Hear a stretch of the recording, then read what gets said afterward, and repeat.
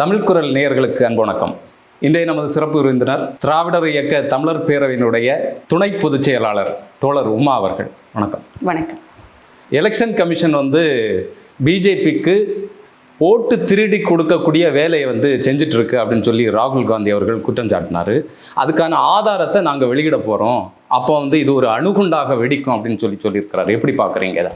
அதாவது இந்திய அரசமைப்பு சட்டத்தினுடைய நிறுவனங்களில் எஞ்சி இருந்தது எலெக்ஷன் கமிஷன் அப்படின்னு நம்ம நினச்சிட்டு இருந்தோம். ஆனால் இப்போ அது இல்லை அப்படிங்கிறது நிரூபணமாகுது.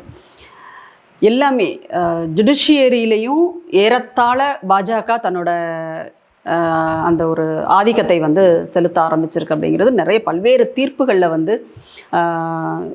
வைக்கப்படுகிற ஒரு குற்றச்சாட்டாக இருக்கிறது. அதுக்கு நிறைய நாமளே சொல்லலாம். ஏன்னா உச்சநீதிமன்ற நீதிபதிகளே முதல் முறையாக இந்திய சுதந்திர வரலாற்றிலேயே முதல் முறையாக உச்சநீதிமன்றத்தினுடைய நீதிபதிகள் வெளியில் பத்திரிகையாளர்களை சந்தித்த ஒரு விஷயம் அப்படிங்கிறது இந்த பாஜக ஆட்சியில் தான் நடந்துச்சு. அதனால் அப்போ எதையுமே அவங்க விட்டு வைக்கல, ஜுடிஷியரி விட்டு வைக்கல, எலெக்ஷன் கமிஷன் விட்டு வைக்கல, இடி, இன்கம் டேக்ஸ், அது எதையுமே விட்டு வைக்கலை அப்படிங்கிறது நல்லாவே தெரியுது. அதில் மற்றதெல்லாம் கூட சரி செய்து கொள்ள முடியக்கூடிய ஒரு விஷயமாக இருந்தாலும், ஆனால் இந்த எலெக்ஷன் கமிஷன் அப்படிங்கிறது ஜனநாயகத்தை நிலைநாட்டக்கூடிய அதிகாரம், தன்னிச்சையான அதிகாரம் உள்ள ஒரு அமைப்பு அது. ஆனால் அதுவே இன்றைக்கு பாஜகவுக்காக வேலை செய்கிறது அப்படின்னு சொல்லிட்டு யாரோ ஒரு அரசியல் விமர்சகரோ அல்லது வேற ஏதோ ஒரு சாதாரணமான ஆளோ சொல்லலை. இந்தியாவினுடைய எதிர்க்கட்சி தலைவர் ராகுல் காந்தி குற்றம் சாட்டுகிறார். அப்போ இவ்வளவு பெரிய ஒரு குற்றச்சாட்டை ஒரு எதிர்க்கட்சி தலைவர் அடுத்து பிரதமராக வர வேண்டும் என்று நாட்டு மக்கள் அனைவரும் எதிர்பார்ப்போடு இருக்கக்கூடிய ஒரு தலைவர் சொல்றாரு அப்படின்னா சாதாரணமாக சொல்ல மாட்டார், கண்டிப்பாக ஆதாரங்களோடு தான் சொல்லுவார். ஏன்னா ஆதாரங்களை தர்றேன் நான், பத்திரிகையாளர்கள்லாம் தனியாக வாங்க என்னுடைய ரூமுக்கு அப்படின்னு கூப்பிட்டு கடைசியில் ஒன்றுமே கொடுக்காம வெறுங்கையோடு அனுப்பி வைக்கிறதுக்கு அவர் ஒன்றும் அண்ணாமலை கிடையாது. ஸோ ஆதாரங்கள் இல்லாமல் எதுவும் பேச மாட்டாங்க அப்படிங்கிறதுனால அவங்க கண்டிப்பாக நாளைக்கு கொடுக்குறேன்னு சொல்லியிருக்காங்க. கண்டிப்பாக அதை கொடுப்பாங்க அப்படின்னு நான் நம்புகிறேன். ஆனால் இன்னொரு விஷயம், வாக்குகளை திருடி கொடுக்கிறது தேர்தல் ஆணையம்னா கண்டிப்பாக திருடின்றதை விட திருட்டுன்றது சின்ன சின்னதாக தான் நம்ம திருட்டுன்னு சொல்லுவோம். இது அப்படி இல்லை, அப்படியே கொள்ளையடிச்சு கொடுக்குதுன்னு சொல்லலாம். அப்படியே லம்பா லவட்டிட்டு போய் பாஜக கொடுக்குது தேர்தல் ஆணையம். அதை நம்ம நல்லாவே பார்க்குறோமே. பீகாரில் எவ்வளவு லட்சம் வாக்காளர்களை நீக்கியிருக்காங்க அந்த பட்டியலில் இருந்து. அப்போ அதெல்லாம் எதுக்காக செய்கிறாங்க? அதாவது வாக்குகளை அதிகரித்து கொடுப்பது தான் கிடையாது, அவர்களுக்கு விழாத வாக்குகள் எதிர்கூட்டணிக்கு போயிடக்கூடாதுங்கிறதுக்காக செய்கிற வேலை இருக்கு இல்லையா? இதுவுமே ஒரு மிகப்பெரிய ஊழல். நம்ம நாட்டில் ஊழல் அப்படின்னா ஏதோ பணம் சம்மந்தப்பட்டதுன்னு மட்டுமே நினச்சிட்டு இருக்காங்க. அது அப்படி இல்லை. சாதிய ரீதியாக ஒடுக்குமுறை இருக்கு இல்லையா, அதுவுமே ஒரு சமூக ஊழல் தான் அதுவுமே.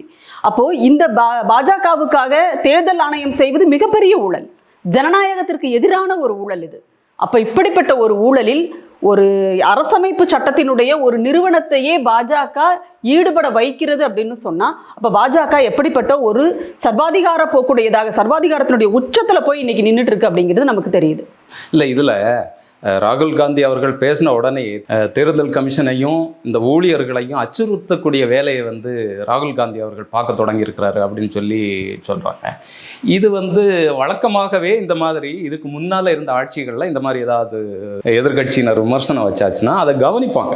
ஆனால் பொதுவாகவே அதை நிராகரிக்கக்கூடிய, இல்லைன்னா மக்கள்கிட்ட தனிமைப்படுத்தக்கூடிய வேலையை இந்த அமைப்புகள் செய்கிறத எப்படி பார்க்குறீங்க?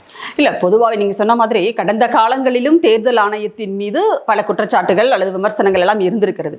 அப்போல்லாம் அதற்கு உடனடியாக தேர்தல் ஆணையம் ரியாக்ட் பண்ணும், நேர்மையாகவும் நியாயமாகவும் அதனுடைய பதில்கள் அப்படிங்கிறது இருக்கும். ஆனால் இப்போ இந்த தேர்தல் ஆணையம் என்ன செய்யுதுன்னா, ஒரு அரசியல் கட்சியை போல தேர்தல் ஆணையம் பதில் சொல்லுது.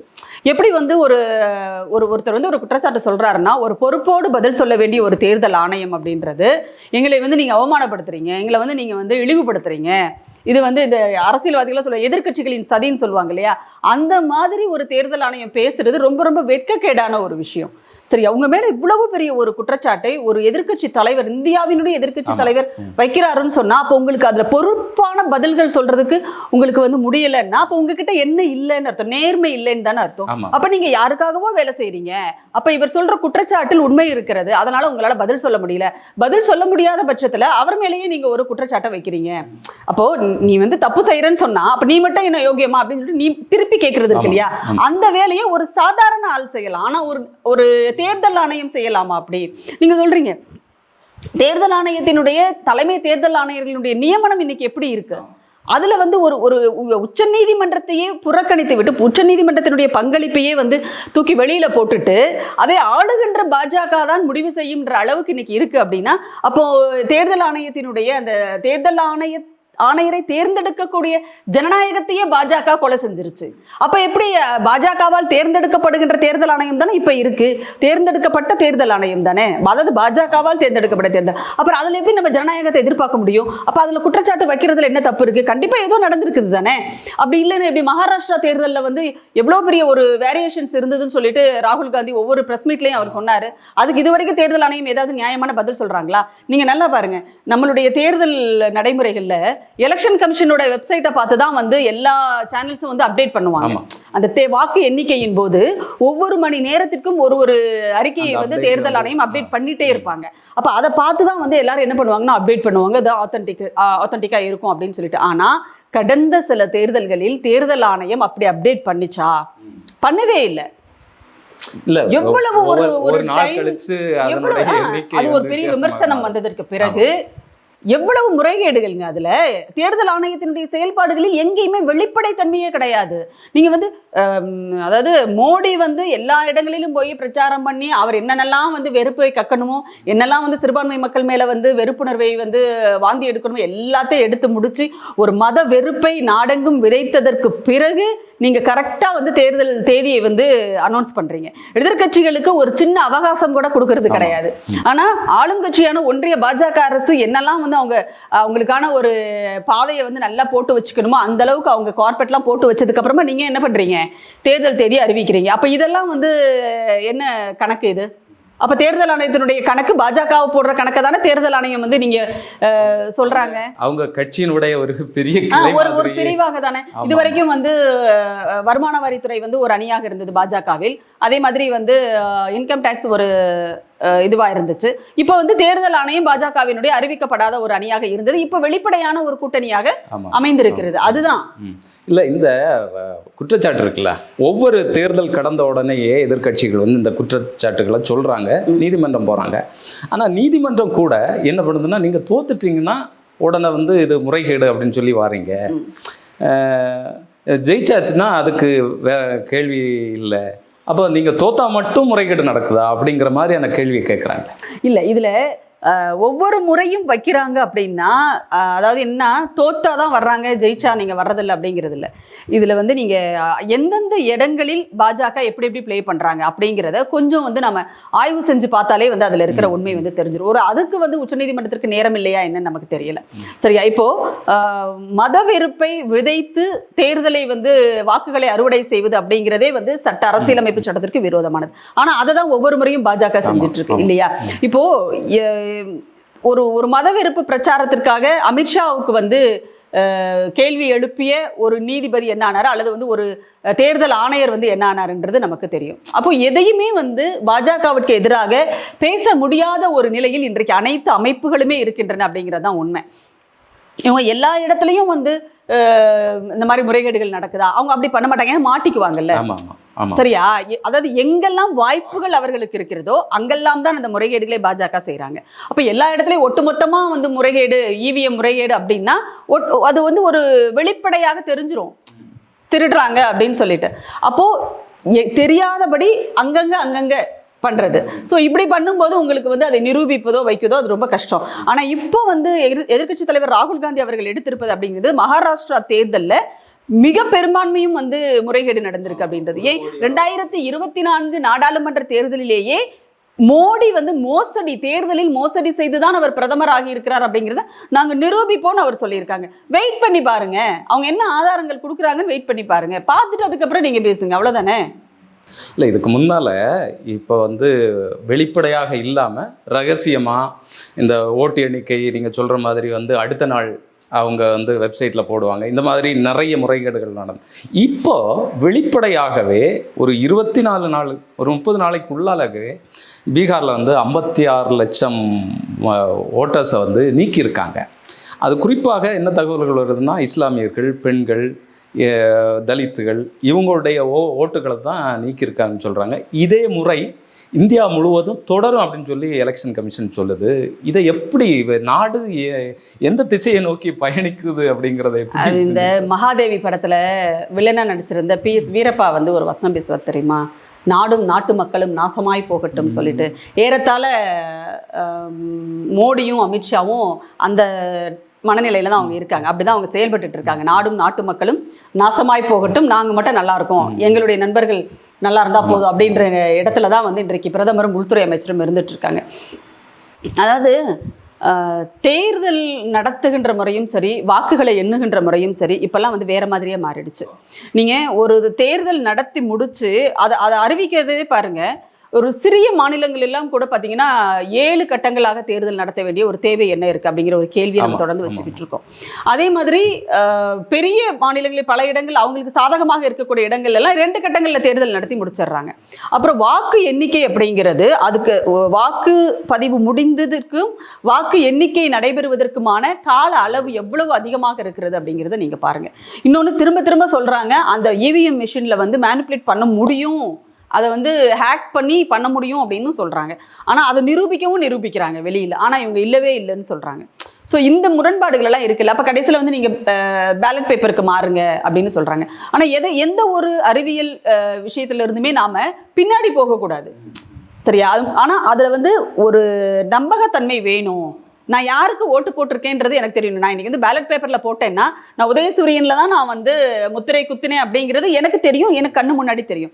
ஆனால் இந்த மெஷினில் ஓட்டு போடும்போது பக்கத்தில் வந்து அந்த விவிபேட் வைக்கும்போது உங்களுக்கு அதில் ஒரு நிமிஷத்தில் இப்படி வந்துட்டு போயிடுது. அது யாராலையும், அதாவது விழிப்புணர்வோடு இருக்கிறவங்களாலேயே அதை பார்க்க முடியாதுன்னா வயதானவர்கள் எல்லாம் எப்படி பார்ப்பாங்க அப்படிங்கிற ஒரு படிக்காதவர்கள் எப்படி அதை வந்து தெரிஞ்சுக்குவாங்க? அப்போ இது எல்லாத்தையும் உறுதிப்படுத்த வேண்டியது தேர்தல் ஆணையத்தினுடைய கடமை. ஆனால் அதையே தேர்தல் ஆணையம் சரியாக செய்கிறது கிடையாது. அப்போ இதெல்லாம் யாருக்கு சாதகமாக நீங்கள் செய்கிறீங்க? நீங்கள் வட மாநிலங்களில் பார்த்தீங்கன்னா பல தேர்தல்களில் இந்த EVM மிஷின்லாம் வந்து ஆட்டோவில் எடுத்துகிட்டு போகிறதெல்லாம் நம்ம பார்த்தோம். இன்னொரு பக்கம் பார்த்தீங்கன்னா அந்த இதில் வாக்குப்பதிவு நடந்துட்டு இருக்கும்போது அந்த வாக்குச்சாவடியிலே பார்த்தீங்கன்னா பாஜக காரங்க உட்காந்துக்கிட்டு ஒவ்வொருத்தரையா வந்து அவங்க கையை பிடிச்சி, அந்த பெண்களுடைய கையை பிடிச்சி அவங்களே வந்து வாக்குகளை பதிவு செய்யறது எல்லாத்தையும் நம்ம பார்க்குறோம். அப்போ எந்த ஒரு விழிப்புணர்வும் இல்லாமல் போதுமான கல்வி கிடைக்காத அந்த மக்களுடைய நிலை இன்னைக்கு எப்படி இருக்குன்னு யோசிச்சு பாருங்க. நீங்க பீகார்ல 65 லட்சத்துக்கு மேல இல்லை, 1 கோடி வரைக்கும் இன்றைக்கு வாக்காளர்களை வந்து நீக்கம் பண்ணியிருக்காங்கன்னு சொல்றாங்க. அது ஏறத்தாழ அதோட எண்ணிக்கை வந்து 1 கோடியை தொடும் அப்படின்றாங்க. அப்போ நீங்க யோசிச்சு பாருங்க, அவ்வளவு வாக்காளர்களை ஏன் வந்து நீங்க நீக்குறீங்க? அந்த வாக்குகள் எல்லாமே வந்து இந்தியா கூட்டணிக்கு போக வேண்டிய வாக்குகள், RJDக்கு போக வேண்டிய வாக்குகள். அதனால நீங்க அதை நீக்கிறீங்க. இஸ்லாமியர்கள் வாக்குகள் நமக்கு கிடைக்காதுன்னு முடிவு பண்ணிட்டாங்க, அதனால வந்து அந்த வாக்குகளை நீக்கிறாங்க. இன்னொரு பக்கம் புலம்பெயர்ந்த தொழிலாளர்கள், அவங்களாம் வந்து பெர்மனன்ட் மைக்ரன்ஸ் அப்படின்னு சொல்றாங்க. ஆனால் அப்படி சொல்லுவதற்கான கால அவகாசம் அப்படிங்கிறதெல்லாம் ரொம்ப அதிகமாக இருக்கணும். இது ரொம்ப குறைவான ஒரு 5 ஆண்டுகள் அப்படின்லாம் அனௌன்ஸ் பண்ண முடியாது. ஆனால் அதையும் அவங்க செய்கிறாங்க. அப்போ புலம்பெயர்ந்த பீகாரிகள் திரும்ப தங்களுடைய சொந்த மாநிலத்திற்கு வர மாட்டார்கள்னு இவங்க முடிவு பண்ணுறாங்க, இல்லை வரக்கூடாதுன்னு இவங்க பாஜக நினைக்குதா அப்படிங்கிற ஒரு கேள்வி இருக்குல்ல. இன்னொரு பக்கம் நீங்கள் மற்றவங்களை விடுங்க, இந்தியா கூட்டணியினுடைய முதலமைச்சர் வேட்பாளர் தேஜஸ்வி, RJD கட்சியினுடைய ராஷ்டிரிய ஜனதா தளத்தினுடைய தலைவர் தேஜஸ்வி வந்து இந்தியா கூட்டணியினுடைய முதலமைச்சர் வேட்பாளருங்க. அவரோட பேரு பட்டியல்ல இல்ல, அவரோட பேர் இல்ல பட்டியல்ல. அப்புறம் என்ன நடக்குது இங்கன்ற கேள்வி வருதா இல்லையா? யோசிச்சு பாருங்க. ரொம்ப அவசர கதியில இந்த துரிதமாக நாட்டுல வேற எந்த செயலும் இவ்வளவு வேகமா நடந்தது இல்ல. அதுதான் கேக்குறாங்க, எப்படி இவ்வளவு குறுகிய காலத்தில் 8 கோடி வாக்காளர்களை கொண்டிருக்கிற பீகார்ல நீங்க எப்படி வந்து இந்த திருத்தங்களை இவ்வளவு சீக்கிரமா நீங்க செய்யறீங்க? அதுலயும் அவங்க கேட்கிற ஆவணங்கள் யோசிச்சு பாருங்க. ஒரு குடியுரிமை நிரூபிப்பதற்கான ஆவணங்களை நீங்க தேர்தல் ஆணையம் கேட்கலாமா? கேட்பதற்கு தேர்தல் ஆணையத்திற்கு உரிமை இருக்கிறதா? முதல்ல அது தேர்தல் ஆணையத்தினுடைய வேலையா? ஒண்ணு. இன்னொன்னு, நீங்க கேட்கிற ஆவணங்கள் எவ்வளவு பேர்கிட்ட இருக்கும்? இல்லையா? அப்ப இதுக்கு முன்னாடி எல்லாம் வந்து இத்தனை தேர்தல்கள்ல வந்து வாக்களிச்சிருக்காங்கல்ல, 2003னே உங்க கணக்கு வச்சுக்கோங்க, 2003ல இருந்து இப்போ வரைக்கும் வாக்களிச்சிருக்காங்கல்ல. அப்ப அந்த தேர்தல்கள் எல்லாவற்றையும் தேர்தல் ஆணையமே முறைகேடாக நடத்தி இருக்கிறதா? இல்ல, எல்லாமே டூப்ளிகேட்டா இருக்கிறதுக்கு வாய்ப்பு இருக்கு அப்படின்னு சொல்றாங்க. ஆதாரம், ஓட்டர் ஐடி எல்லாம். அப்ப எப்படி தேர்தல் ஆணையம் தேர்தல் நடத்துச்சு? அப்போ டூப்ளிகேட்டான ஆவணங்களை வாங்கிக்கிட்டு தேர்தல் ஆணையம் வாக்களிக்க விட்டுருக்கா அந்த மக்களை? நீங்க ஒரு தேர்தல் ஆணையத்தினுடைய அடையாள அட்டை, தேர்தல் ஆணையம் வழங்குகிற எலெக்ஷன் கமிஷன் இஷ்யூ பண்ற ஓட்டர் ஐடி அதுவே செல்லாது, அதை நாங்க ஏத்துக்க மாட்டோம்னு தேர்தல் ஆணையம் சொல்லுதுன்னா அப்புறம் நீ என்ன டேஷ்காக அதை கொடுத்த? இல்லையா? அப்போ ஆதார் செல்லாது. அப்ப ஆதாருக்கு எதுக்காக கோடிக்கணக்கான 1000 கோடிகளில், லட்சம் கோடிகளில் செலவு பண்ணி எதுக்காக நீங்க வந்து ஆதாரம் கொடுத்தீங்க? அது வந்து அவ்வளவு பாதுகாப்பானது, நம்பகத்தன்மையானது. நாங்கெல்லாம் வந்து அப்படியே ஒரு பெரிய ஒரு கோட்டை மாதிரி கட்டி அது உள்ள உங்களுடைய டேட்டாஸ் எல்லாம் போட்டு வச்சிருக்கோம், வெளியிலேயே போகாது. இவ்வளவு பில்டப் கொடுத்தீங்கல்ல ஆதாருக்கு. ஆதார் இல்லைன்னா எந்த ஒரு நலத்திட்டங்களும் உங்களுக்கு கிடைக்காது, மானியங்கள் கிடைக்காதுன்னு எவ்வளவு பயமுறுத்துனீங்க மக்களை, எவ்வளவு வந்து அலைஞ்சு திரிஞ்சு மக்கள் வந்து ஆதார் எடுத்தாங்க. இப்போ நீங்க ஆதார் கார்டு வந்து செல்லாதுன்றீங்க, ரேஷன் கார்டு செல்லாதுன்றீங்க. நீங்க யோசிச்சு பாருங்க, நான்லாம் சின்ன பிள்ளையா இருக்கும்போது ஓட்டு போடுறதுக்கு ரேஷன் கார்டும் இதுவும் தாங்க, ஓட்டர் ஐடியும் தாங்க ஆதாரம். ஓட்டர் ஸ்லிப்பு கொடுப்பாங்க. அப்போ ஒரு மாநிலத்தினுடைய மக்களுக்கு அந்த மாநில அரசு வழங்குகின்ற ரேஷன் கார்டு தான் முந்தையெல்லாம் வந்து அடையாளமா இருந்துச்சு. ஆனா இன்னைக்கு அந்த ரேஷன் கார்டு செல்லுபடி ஆகாதுன்னு சொல்லிட்டீங்க. வேற என்ன ஆதாரத்தை நீங்க எதிர்பார்க்குறீங்க? வேற என்ன ஆதாரத்தை நீங்க எதிர்பார்க்குறீங்க? ஆதார் கார்டு செல்லாது, ரேஷன் கார்டு செல்லாது, ஓட்டர் கார்டு செல்லாது, எந்த ஆவணமும் செல்லாது. நீ வந்து உன்னுடைய பர்த் சர்டிஃபிகேட்டை கொண்டு வா, உன்னுடைய வந்து அப்ப பர்த் சர்டிஃபிகேட் எதுவுமே இல்லாம நீ எப்படி ஆதார் கார்டு? பெற்றோர்களுடைய பர்த் சர்டிஃபிகேட். ஆக்சுவலா வந்து இப்பெல்லாம் 50 வயசுல, இப்போ 50, 60 வயசுல இருக்கிறவங்க கிட்ட கேளுங்க, அவங்களுக்கே பர்த் சர்டிஃபிகேட் இருக்காது. இப்போ எங்க பெரியமாலாம் வந்து டீச்சர் தான், அவங்க டீச்சர் வேலை பார்த்து ரிட்டையர்ட் ஆனவங்க, அவங்களுக்கே பர்த் சர்டிஃபிகேட் கிடையாதுங்க. நீ யோசிச்சு பாருங்க, அந்த காலத்துல டீச்சர் வேலை பார்த்து ரிட்டையர்ட் ஆனவங்களுக்கே வந்து பர்த் சர்டிஃபிகேட் கிடையாது. அப்புறம் எப்படி நீங்க வந்து மற்றவங்களுக்கு பர்த் சர்டிஃபிகேட் இருக்கும்? நிறைய பேருக்கு இப்படி தான் கையை இப்படி கொண்டு வந்து காதை தொடுறாங்களா, ரைட் நீ ஸ்கூலுக்கு வா 1ஆவது வகுப்பு சேர்க்கறது.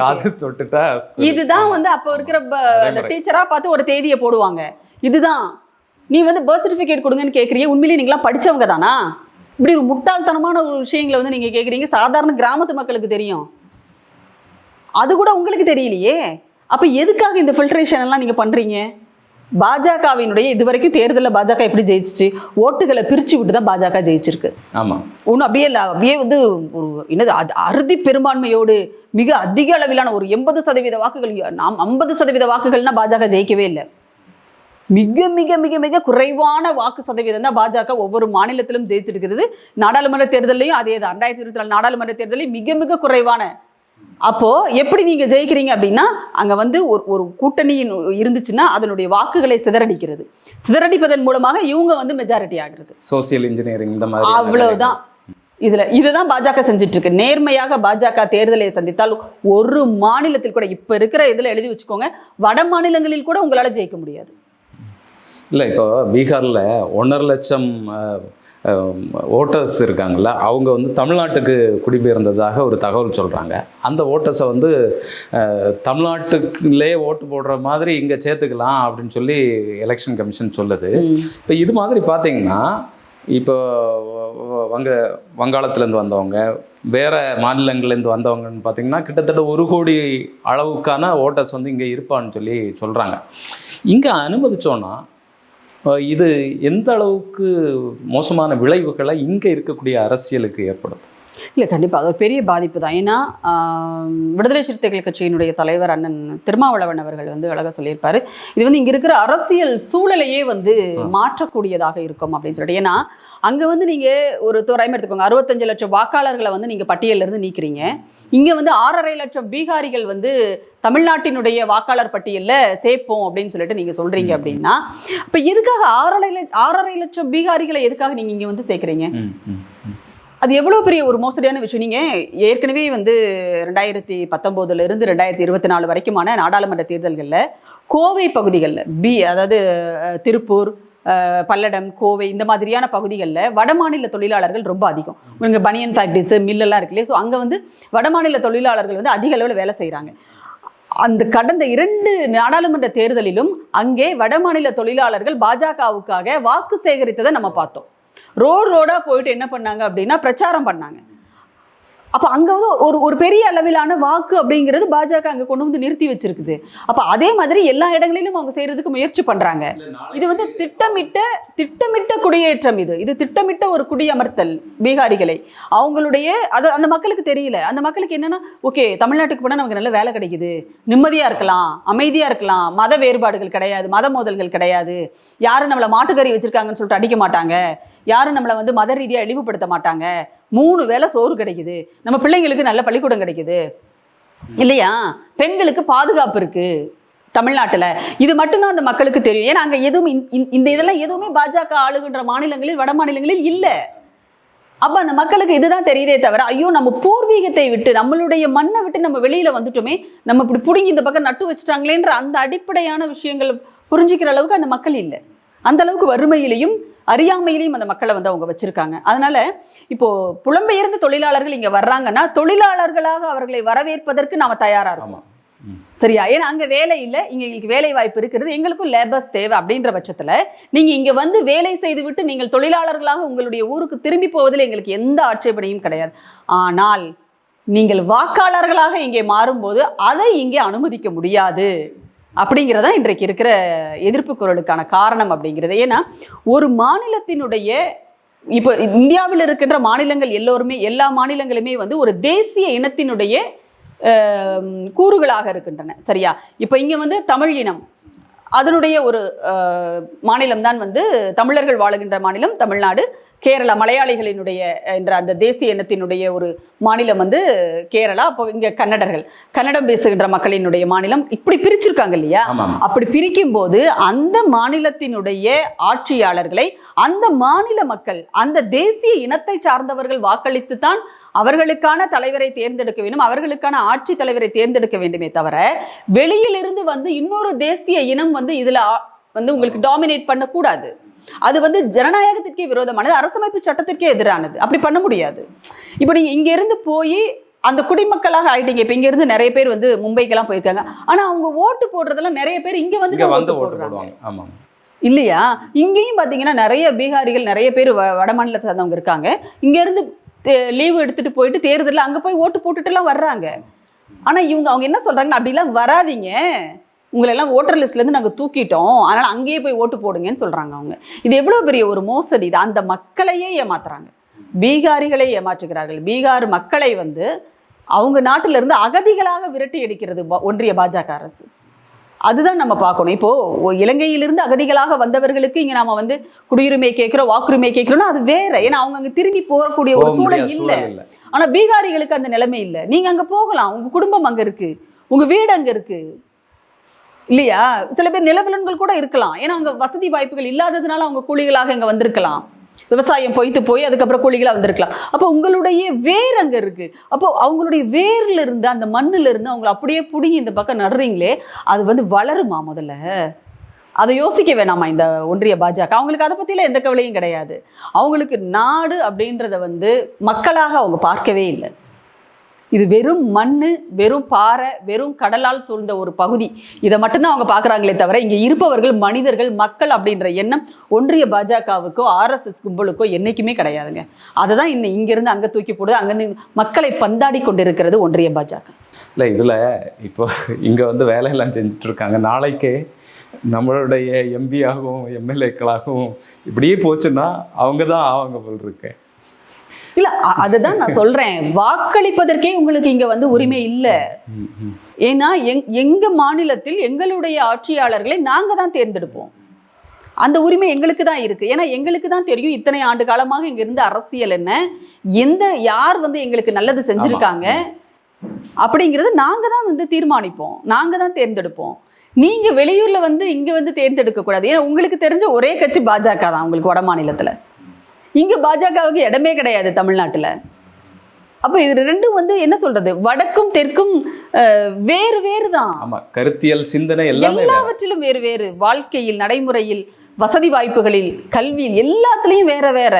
இது நான் சொல்லல, அண்ணல் அம்பேத்கர் அவர்களே சொல்லி இருக்கிறார். அப்போ இது ரெண்டும் எப்படி சொல்றது, ரெண்டும் வந்து மிங்கிள் ஆகாது. சரியா? ஒரு ஒரு ஒரு என்ன சொல்றது, ஒரு சகோதரர்களாக நம்ம வந்து எடுத்துக்கலாம். நீ வந்து அங்க இருக்க, நான் இங்க இருக்கேன், நீ நல்லா இருக்கேன், இப்படிதான் இருக்க முடியுமே தவிர ஒன்று ஒன்றா வந்துட்டு நான் ஓட்டு போடுறேன், நான் ஓட்டு போட்டு நான் வந்து எங்கள் தலைவர்களை தேர்ந்தெடுப்பேன் அப்படிங்கிறதோ அல்லது நான் வந்து இங்கே அதிகாரத்துக்கு வருவோன்றதோ கண்டிப்பாக நடக்காது. நாடாளுமன்றத்தில் வந்து எதிர்க்கட்சிகள் இதுக்கு எதிராக முழக்கங்களை இருக்கிறாங்க, இதை பற்றி விவாதிக்கணும்னு சொல்கிறாங்க. ஆனால் பிஜேபி இதுக்கெல்லாம் எந்த விதமான அசைவுமே காட்டலை. நாடாளுமன்றம் விடுங்க, ஆனால் மக்களவையில் வந்து இங்கே மக்கள்கிட்ட இறங்கி இதுக்கு எதிரான வேலைகளை செய்கிறதுல என்ன தயக்கம் எதிர்க்கட்சிகளும்? இல்லை, எதிர்க்கட்சிகள் வந்து இப்போதான் ஒரு மிகப்பெரிய ஒரு குற்றச்சாட்டை வச்சுருக்காங்க. இந்தியா கூட்டணியினுடைய காங்கிரஸ் கட்சி வந்து ஒரு மிகப்பெரிய ஒரு குற்றச்சாட்டை வச்சுருக்கிறாங்க. இது எல்லா இடங்களிலும் இன்னைக்கு வந்து பேசு பொருளாகி இருக்கு. நீங்கள் முந்தி மாதிரி மக்கள்கிட்ட நேரில் போய் அப்படிங்கிறத விட இன்னைக்கு வந்து மீடியாக்கள் மூலமாக, சோஷியல் மீடியா மூலமாக ராகுல் காந்தி அவர்களுடைய இந்த குற்றச்சாட்டுன்றது இன்னைக்கு எல்லா இடத்திலும் பேசு பொருளாகி இருக்கிறது. நாளைக்கு அவர் ஆதாரங்களை வெளியிடும்போது அது இன்னும் பெரிய அளவில் வந்து வெடிக்கிறதுக்கு வாய்ப்பு இருக்கிறது. கண்டிப்பாக இதை வந்து இந்தியா கூட்டணி கட்சிகள் வந்து தேர்தலுக்கு முன்னாடியே மக்கள்கிட்ட கொண்டு போய் சேர்க்கிற வேலைகளை கண்டிப்பாக செய்வாங்க. அதுலலாம் வந்து நமக்கு எந்த மாற்று கருத்தும் கிடையாது. நாடாளுமன்றத்தில் விவாதிக்க மறுக்கிறாங்க அப்படின்னா அவங்க எதை விவாதிப்பார்கள், அவங்களுக்கு எது சாதகமாக இருக்கோ அதை மட்டும்தான் விவாதிப்பாங்க. நீங்கள் வந்து பஹல்காம் தாக்குதல் குறித்து விவாதம் நடத்தினாங்க, ஏன் வந்து இது பற்றி விவாதிக்கலை? பீகாரினுடைய அந்த எலெக்ஷன் கமிஷனுடைய நடவடிக்கை குறித்து விவாதிக்க சொல்லி தொடர்ந்து வந்து 2 அவைகளும் முடங்கிக்கிட்டே இருக்கு, ஏன் வந்து அனுமதிக்க மாட்டேங்கிறாங்க? ஏன்னா அதில் அவங்களுக்கு சொல்கிறதுக்கான விஷயங்கள் எதுவுமே இல்லை. பாஜகவுக்கு எல்லாமே அவர்களுக்கு எதிராக இருக்கிறது. இவ்வளவு பொய் புரட்டுகளோடு ஆட்சி செய்கின்ற பிரதமரே ஒரு பொய்யான பிரதமராக இருக்கிறார் இந்த நாட்டில். அதை எங்கேயாவது பார்த்துருக்கோமா நாம? ஒரு பிரதமர் பொய்யான பிரதமராக இருக்கிறார்.